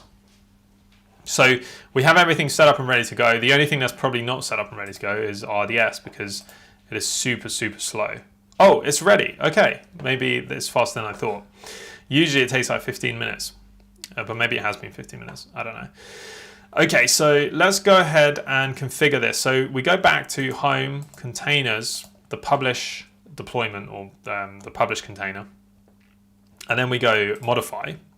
And then we're going to go add variable, and we're going to do db_name, and this will be the database name. So by default, it creates a database name called dbmaster, and then that's just the default name that it creates in RDS when you first create a new instance, unless you specify a custom one. And then db_host, we're going to give it the host name of the database. So we can get that by opening up a new tab. And that new tab, we're going to click on databases, and we're going to we're going to open up our database here, and it gives you the endpoint here. So this is the host name of our database. By default, it's only accessible by our Lightsail containers. So I can show you the password, even though it's not recommended. I can share the password, and you won't be able to access it because it is all firewalled behind the Lightsail container instances. So unless I specifically make it public, it won't be accessible to anything except my Lightsail resources. So I can configure the host, the DB host, paste that in there, make sure there's no spaces at the end or start, and then DB_user, and the default user it creates is DB master user. I think you can override these when you create the instance if you want to change the name to something more applicable to the application. And then we type in dbpass, db_pass, and if you go to your page here, you can expose the password. Again, you're not supposed to share the password in any situation, however, because this is protected, it should be fine. I trust you guys. And then we'll go ahead and paste that in here, and this will allow us to deploy the change. So remember to change the image to the one we just pushed, so 37, or whichever the latest one is that you just pushed, and then go ahead and click save and deploy. And it's going to run a new deployment. So it's going to keep the old one active, as I was explaining earlier. You can still access this page, and it's going to deploy the new container with a new configuration that should run the database setup. So that's going to go ahead and run in the background. While we're waiting for that, let's go ahead and make the next change, because I'm just conscious that we have around 30 minutes before it is the full 2 hours, and I want to make sure we get to at least to static files and stuff, because I know that's really important to people. So that's what we're going to do. We're going to look at next. So we'll leave this deploying. We're not expecting the app to change. All we're expecting is that in the logs, you should be able to see that the migrations have been applied. So we'll come back to this and we'll look at it in a minute. For now, let's go back to our code. I'm just going to commit this change, git commit this is the migrate command, push. Okay, so what we'll do next is we're going to configure static files. So the way that the static and media files is going to work is it's going to use S3, and then when we're running locally, we're just going to use the local file system. But when we're running it in production or in our Lightsail environment, it's going to use S3 to store the files. So store the static files and store the media files. So we can use something called Django Storages, which is a Python library that we can install and we can use, and we can also use Boto3, which is the kind of underlying backend that allows Python to communicate with AWS. So open up requirements.txt. I'm going to add two new requirements here: Django-storages equals 1.13.1, and then Boto3 equals 1.26.33. And this is just the latest version available at the time of recording this, which is now because it's live. And then what we're going to do is we are going to add a backend to configure the location. So by default, you can't configure the location inside the S3 bucket that these files are stored unless you create your own backend. And it's also allows us to set the default access control list or the default access configuration. So inside app, I'm going to create a new file called s3_backends.py. And then we are going to add just a quick dot string here, custom storage backends for S3. And we'll create a class, so class static S3 storage, and we'll import, so we'll do from storages.backends.s3 boto3 import s3 boto3 storage. All right, and then we'll base our new class on that, boto3 storage, and we'll do location equals static, static, and default underscore ACL equals public underscore read. And then we're going to copy this. You could type it out if you prefer. I'm going to copy and paste. And we're going to change the static and this one to media. So this is going to be for static files, and this is going to be for media files. So this location is static. This location we want to be, can you guess, media. And we both want them to be public read. So this means they're publicly readable by the public internet. Because it's no good if they're private, because then you can't view them in the interface. So now that we have this backend, we need to configure it in the settings. So open up settings.py, and in the interest of time, I'm going to do both static and media at the same time. So we're going to come down to the bottom, and we're going to add media underscore URL equals media /. And all this means it configures Django to say that the static files will be available under the URL static, and the media files will be available under the URL media. And it just separates the two, so it's easy to distinguish. And just for those who don't know, static files are files that are generated at build time, so like CSS, JavaScript images, as it says here. Media files are files that are uploaded or set during runtime. So that's things like users uploading a profile picture, or uploading a file to a system, or something where you're doing while the app is running. So you can configure both of these, and they're both very useful and very often required in most Django apps. So this says what URLs are going to be available. Now we need to configure the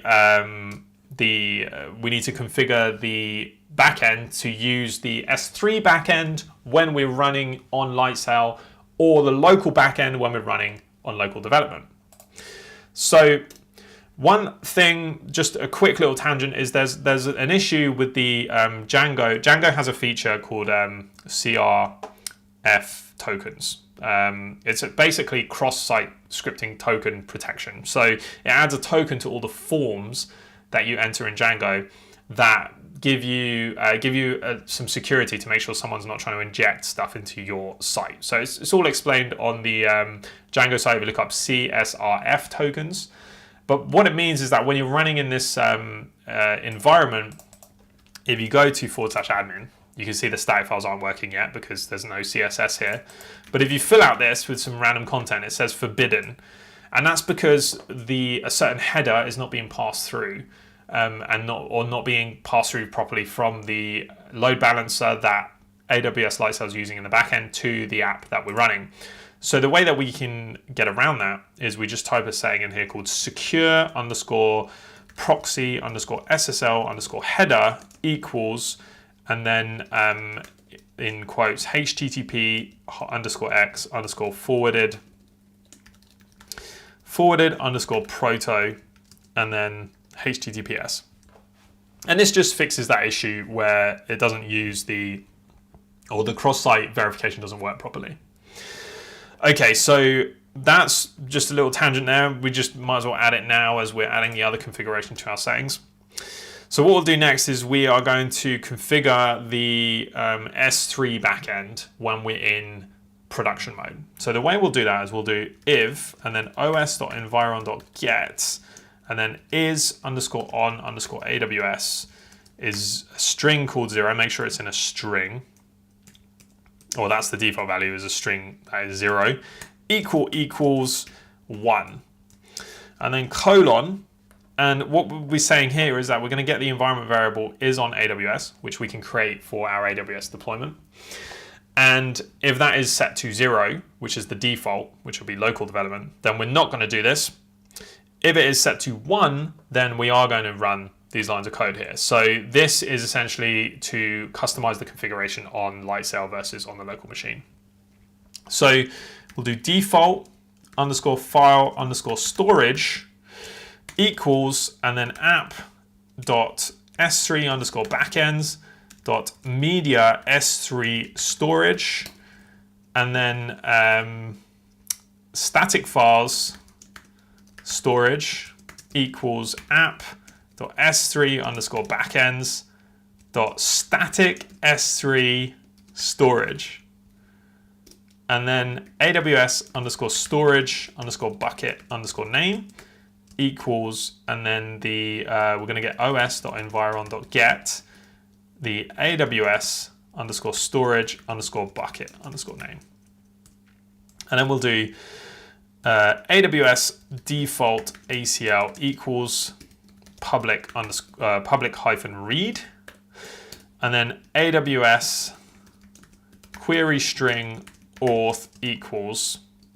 false. So probably you don't need both this and this. I should test this. I think this is redundant actually. I think both of them do the same thing, so probably we can remove this, but I'm going to leave it in for now. Feel free to play around and experiment, and if you don't need it, then we can just remove it. But we'll leave it in for now, just to keep it consistent with the code that I provided. Next, what we're going to do is, well, I'll just talk through what these are. So default file storage says the default file storage is going to be our app.s3backends.media s3 storage.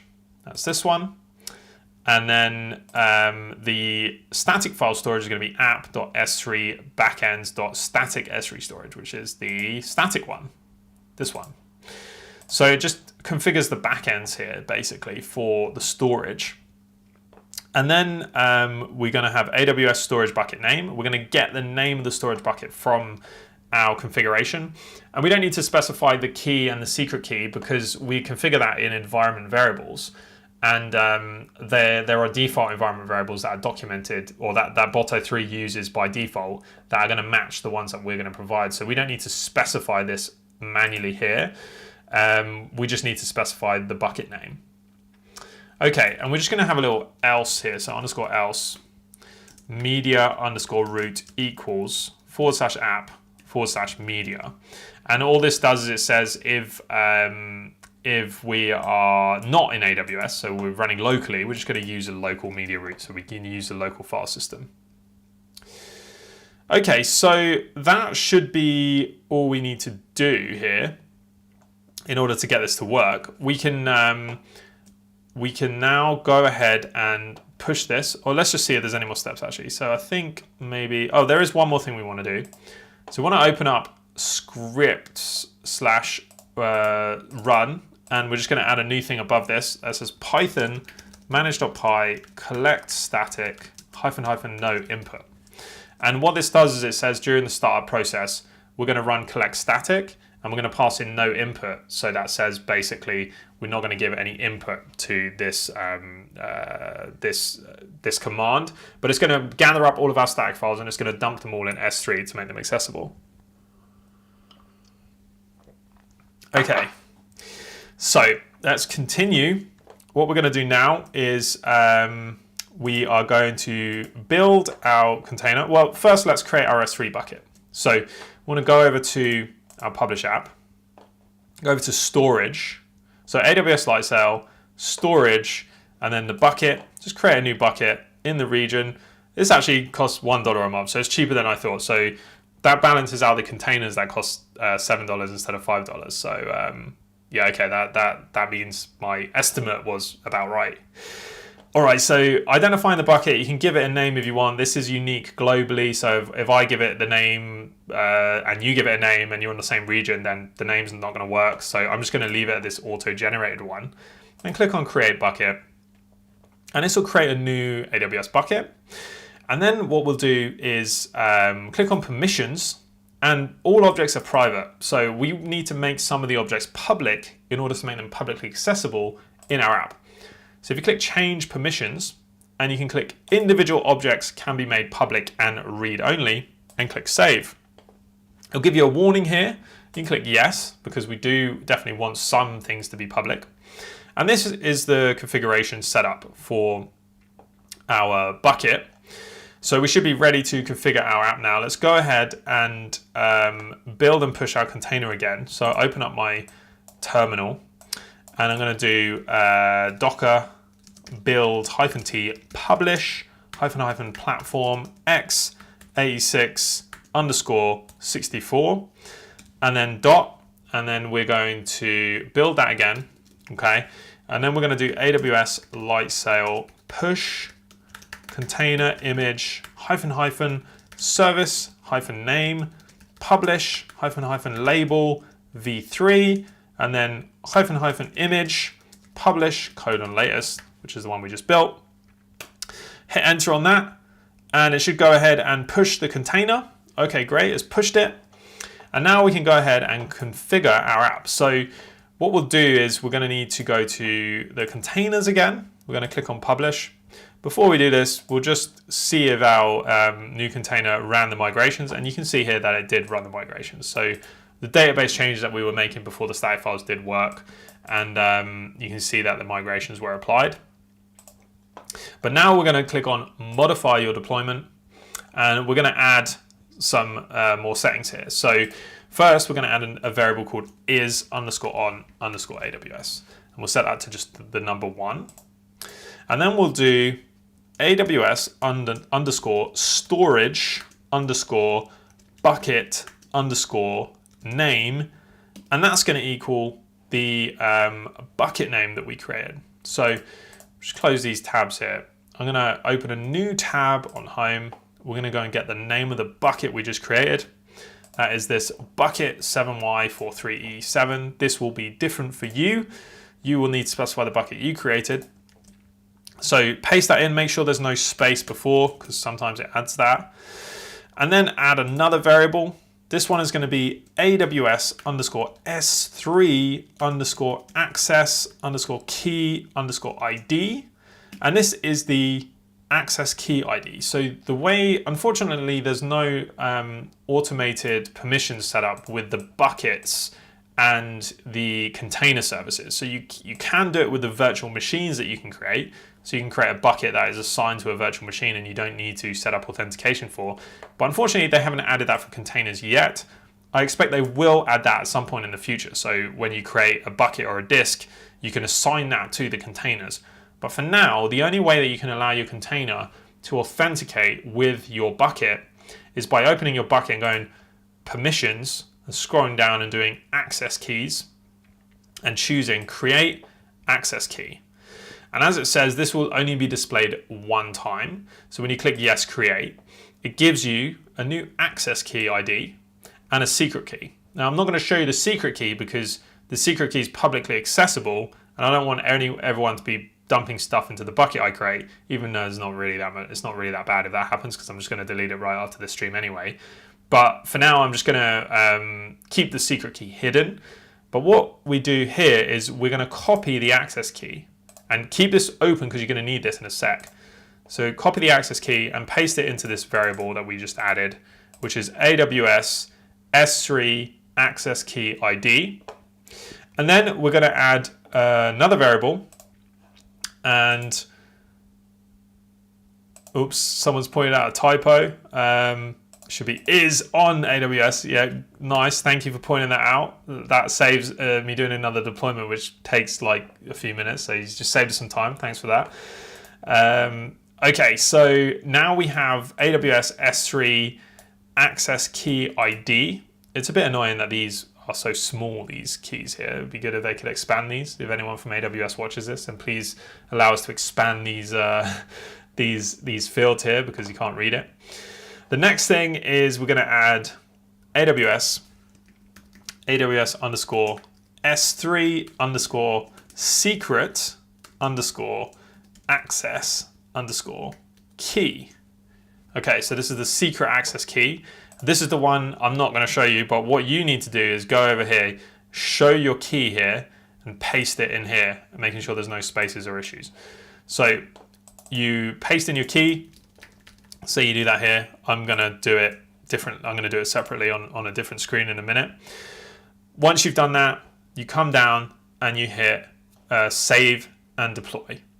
Okay, so that's what I'm going to do now. I'm going to drag this away so you can't see it anymore. And I'm going to copy my secret key and I'm going to paste that into that field. And then I'm going to hit save and deploy. I can show you this here because you can't see it. So save and deploy. And then it's going to go ahead and save and deploy the new configured application. And our static files should be built and stored inside our bucket. So we'll wait for that to continue. And what we'll actually do while we're waiting for that is we'll go over to the code. And just so I can show you media files working as well, I'm going to skip some of the steps I had planned because we only have 15 minutes left. But I'm just going to show you, if you open up models.py, then we'll just create a model here. And that model is going to be just a simple model that lets us upload a file, an image file, and then I can at least show you that working. So then we can kind of touch all of the things that we said we would do. So I'm just looking at my reference code here. So what we're going to do is type a couple of imports here. So import from UUID, import UUID4, and then import OS. And then what we'll do is def post image path instance, file name. And this will be generate path for post image using UUID to ensure uniqueness. ext equals os.path.split text file name 1, and then return os.path.join posts f, and then UUID 4, call that as a function, and then ext. That should be in the quotes here. So what this is a function that is going to be used to generate the path name for our new posts. So now we can just do class post models.model, and we'll just create a simple model, and we'll do author name equals models.char field, max length equals 255, and then title equals models.char field, max length equals 255, and then content equals models.text field, and then image equals models.image field, upload underscore 2 equals post image path. So this creates a new post model, which is a table in the database. We got a few fields here: author name, title, content, image, and the image is uses the post image path to generate the unique URL for our images. So then just go over to the admin.py and type admin.site.register, and in there we're gonna first import. So we'll do from publish.models import post. We're just gonna add post here. This registers it with the Django admin, which we can use in a minute. Okay, so that we'll do that for now, and we'll push it up and we'll just test it in the Django admin. So this is deploying. Let's see how this is going and refresh the page. So active, so it deployed successfully. If I open the log, you can see, if you look here, it says that it didn't create. I forgot a step basically. So what we needed to do was we needed to do modify deployment, and I forgot to add this image here. So you need to bump this image to the new one that we pushed. So change the image, and then we're going to go save and deploy. And this time it should hopefully copy the stack files to the right location. So we'll wait for that to finish. While we're waiting for that, we're going to go ahead and build these changes that we have. So we'll do docker compose. We need to create our migrations for the new model that we just added. So docker compose run --rm app sh-c python manage.py make migrations. And we're going to make the migrations. It says we can't use the image field because we need to install Pillow. So that's what we need to do next. We need to go to requirements.txt, and we need to add Pillow, which is a dependency that's needed for the image field. So Pillow equals 9.4.0. And this is also going to require some additional dependencies inside our Docker file. So open your Docker file. We're going to add /, and then the dependencies we need for Pillow are musl-dev, zlib, zlib-dev, and linux_headers. Save that, go ahead and open the terminal, docker compose build to rebuild the container with the new dependencies. I should have put an S on Linux headers here. Save that, run the command again. Okay, that worked this time. Now we can run again the docker compose run rm app sh-c python manage.py make migrations. This should make the migrations for the app or for the new model. And then we go ahead and build our container again. So docker build -t publish --platform x86_64 dot, build that, and then we'll type the AWS Lightsail push container image, service name publish label, we'll do v4, and then image publish latest. We'll hit that, and then we'll see this should be available now. So this is the image that has the post container. We'll just see how our other deployment from earlier is going. So we'll open this.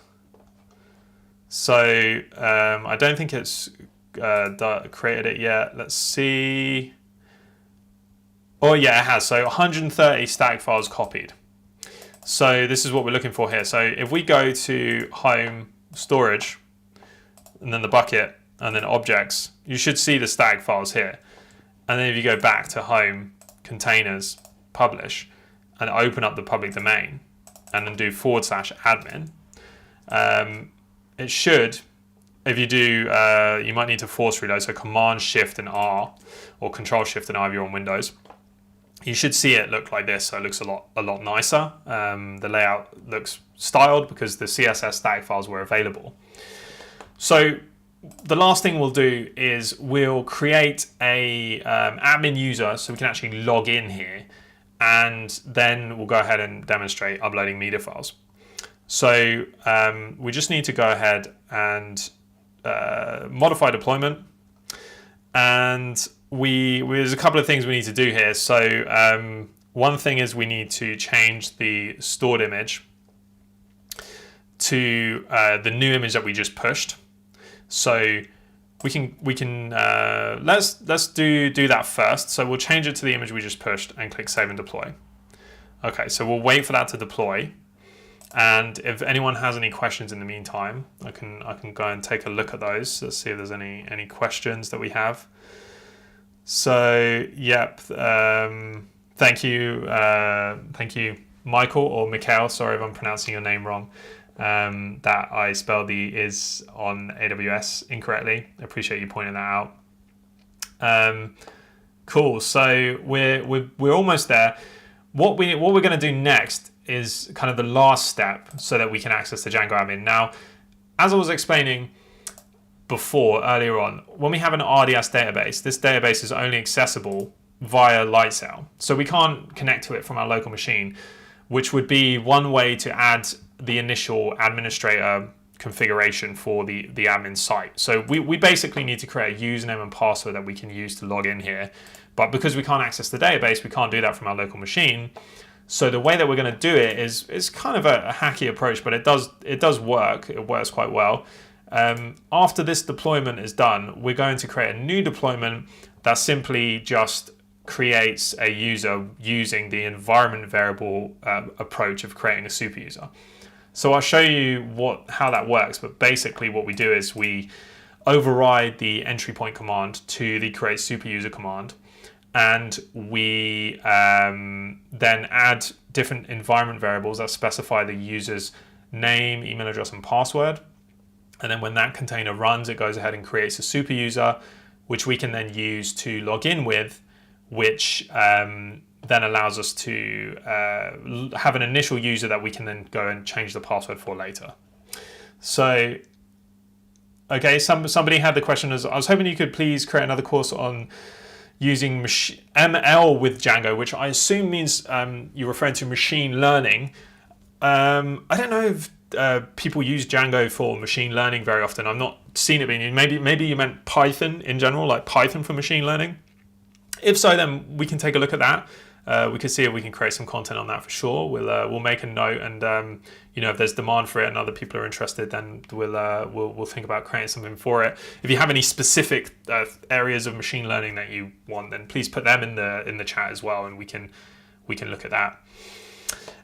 But basically, let's just see where we are here. So if I refresh this, one of the frustrating things with this is you can't modify the deployment until the last thing's been deployed. So once something's been deployed, you can't stop that and override it with something else. You have to wait for this to either succeed or fail before you can do the next step. So right now we're just waiting for this to go. Let's just see if there's any errors or anything in the log. This log here doesn't auto refresh either, which can be a little bit annoying sometimes. I think this is running now because it's about the same time as it is now, which is almost time to finish the stream. Hopefully we can just fit this last bit in. Sorry if it feels a bit rushed here. This was the first stream, and we're trying to experiment with how long things take to teach and how we can speed things up and make them more concise and stuff. But we'll just wait for this to complete. I don't think we have any other pending questions. Okay, so this is deployed. So it hasn't changed anything from the perspective of the app. We just added a model. So this is how we're going to add a super user. So I'm going to do modify deployment. And then what we're going to do is we are going to add some new variables here. So we're going to add the variable is called Django underscore super user underscore email. And this is going to be the email for the sample email you want to create. So I'm going to do mark@example.com. And then Django, you've got to make sure you spell these right. Django underscore super user underscore username. And this is going to be Mark. And you obviously feel free to use your own name, or feel free to use Mark if your name is also Mark. And then we'll do Django underscore super user underscore password. This is going to be the password we put in for the initial site. And then once that's done, we're going to just make sure we have the image selected up here. So we're going to change the launch command here. So the launch command, this is going to allow us to create a new super user. So we'll do Python manage.py create super user -- no input. And it's going to try and run this, and it's going to fail because it's not actually going to start the deployment, but then it will just roll back. So that's kind of what we want to happen. So I am going to change this password before I run, just so someone doesn't sneakily log in before me and change it. So I'll do that. But once you've set your password and all these details, just go ahead and click Save and Deploy. And that's what I am going to do now. So set the password and stuff and do Save and Deploy. And now we are hopefully getting there with the last step. So I can show you this screen again. So we're going to let this deploy. And as I said, what's going to happen is it's going to fail the deployment, but it's going to run that create super user command. And that is effectively going to give us a user that we can log in with here. So it looks like we're going to run on by just a few minutes, so hopefully you can stay around. Sorry, it's going to probably be like another 5 minutes after we said before I show you this kind of last bit. Obviously, if you need to leave, then please feel free to leave. Thank you for watching, and the stream will be available on the YouTube channel and also on our we'll upload a separate video for it as well for you to have access to. But if you can stay around, then we'll just finish this last bit. It should just be a couple more minutes while we wait for this to deploy. So we're going to go ahead and see what's happening here. So it looks like it's getting there. So yeah, it says it's starting to run the container, hopefully. What we should see here is the create super user command ran. And that should then, so it says here, creating your deployment. So I'll just keep frantically refreshing this until it does something. I am going to see if this works. Do we have any questions? Let's see if there's any questions that people want answering while we're waiting for this. Yes, Jason Bush, thanks a lot for joining. Thanks for the question. Yes, this will definitely be available in live stream form, and will most likely also be available in a more condensed edited video, which Brooke will use her skills to produce. So let's see if okay, super user created successfully. Great. So now I can go ahead and type the super user, Mark, and then the password, and we'll see if this doesn't work because I made an error or something. Then that's a shame. But you can see here you got the Django admin, and here you can manage the users. So if you wanted, you can go and give a proper password to your password user that you created here. And what we're going to do is just go to posts and show that if you do add post and you just type in like a name, so little bird, I call this, and then some content. And then I have a picture here that I took of a small bird that was outside our house one day. We'll save that. We'll see if this works. Okay, so it created the object. So if you go there and you look at the URL, you can see that it renders it under the media sub URL. So this is basically everything that I was going to show you. I was hoping we would have time to actually produce a small app that we could use in the interface to actually upload a file. We haven't got time there, but we have covered all of the topics that we said we were going to cover, which is deploying to AWS Lightsail, creating and using static media files, setting up the Django admin, setting up a database, handling the static files, and also handling the media files. So hopefully that gives everyone a good starting point for setting up an app and deploying it to Lightsail. The code is available in the description of this video. So if you just want to access the code and you want to use that as a template for your project, then feel free. If you have any feedback or comments, well, before we go into that, I'll just show you quickly in home/storage, the bucket. You can go to objects and you can see in the media files that you actually have the post subdirectory and then the files that have been uploaded. So this is what we uploaded earlier and that we can see in the Django admin. This is this little blurry photo of this tiny little bird that I saw outside the house. And this demonstrates that the basics that you would need in an app are working. The database is there, the media files is there, the static files are there, and you've got the Django admin, and then you can hopefully have a nice starting point to go ahead and continue building up the application from this page. So you should be able to use all of the basic features of Django. Great, so thanks again for watching. This has been quite a long stream. I hope that you found this useful. I'm going to stick around for a couple of minutes in case any other questions come in that people want to ask in the last minute. But if you do have any feedback or anything that you want, or any topics that you want covering, please leave them in the comments of the video, or send them to us if you have our details, like via our Udemy site or something like that. Then yeah, basically just let us know what you want to see. The best place is actually the comments. Just leave it in the comments of this video. Then you all have a central place that you can see it. And yeah, so that's a great question, Ryan. Thanks a lot. So any reason you're using Kalima instead of Docker? So why am I using Kalima instead of Docker? That's a really, really good question. Basically, I used to use Docker Desktop, and I had a license for Docker Desktop. For Docker Desktop, you now need a license if you're working on projects for like a client that is over a certain size, and that policy is often set by the client themselves. And I didn't want to put any risk of liability of not having the proper licensing. So even though I'm eligible for the free use because we're a small business, we don't meet the threshold that requires a license for Docker Desktop, I use Kalima because it's a free alternative that doesn't require a license, because when I'm working on client projects, they're not always willing to buy licenses for the project. So that's the main reason. I mean, I did used to just have the license myself and just pay the $7, or I don't know how much it is. It's not very expensive at all, but I've just recently got used to using Kalima, which I find is a nice, useful, free alternative that you can use.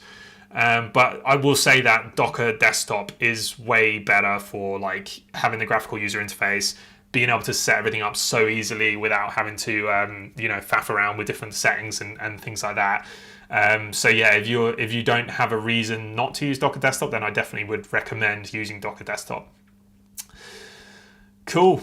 So hopefully that answers all your questions. I don't think any more are coming in, but if you do have any more questions, put them in the comments. We can hopefully address them at some point.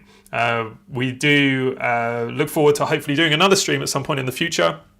So if you want to, if there's anything particularly you want to learn and you found this useful, then please let us know.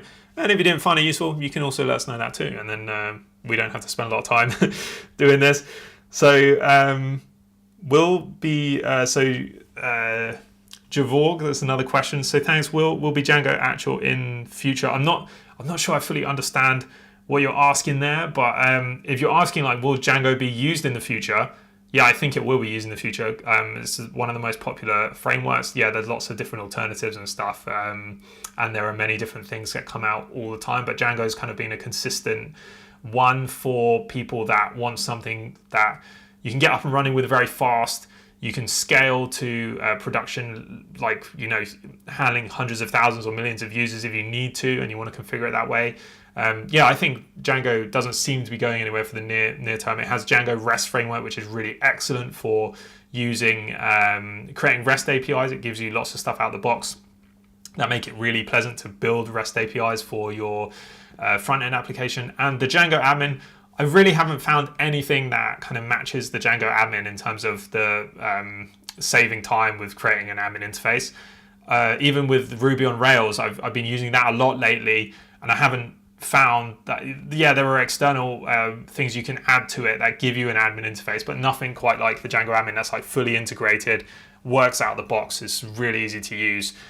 Maybe stuff does exist. If it does, then I'd be interested to hear about it. But yeah, I really enjoy using Django. The popularity of it doesn't seem to be decreasing, although there is lots of things that come on the market all the time. So who knows really what the future will be? But I do think Django is here for a while at least. Okay, so yeah, thanks Ivan. Thanks a lot for attending. Appreciate it. Let's see, there's a question here. Appreciate you taught me how to properly set up the dev/prod Docker environments. Yeah, that's great. I'm glad that you found something useful. Appreciate you attending, and I'm really glad that you found some value in it. Cool. So Brooks just reminded me, don't forget to recap. So I think I did recap, but I'll just recap again. So what we've done is we've created a Django app. We have set up the Docker kind of locally for local development so that we have a development environment using Docker and Docker Compose. We have then set up AWS Lightsail container deployment, which we pushed from our local machine to AWS Lightsail. And then we created an RDS database, which stores all of the data for the system. And we set up a storage for our static and media files. We configured all this and deployed it to a container, and then we kind of demonstrated it working in the Django admin interface.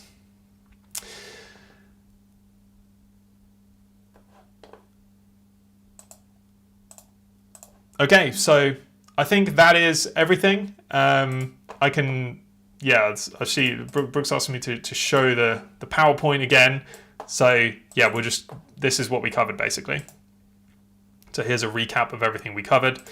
So we covered creating the Django app locally, deploying to AWS Lightsail containers, setting up a database using Django admin, and handling media file uploads using S3.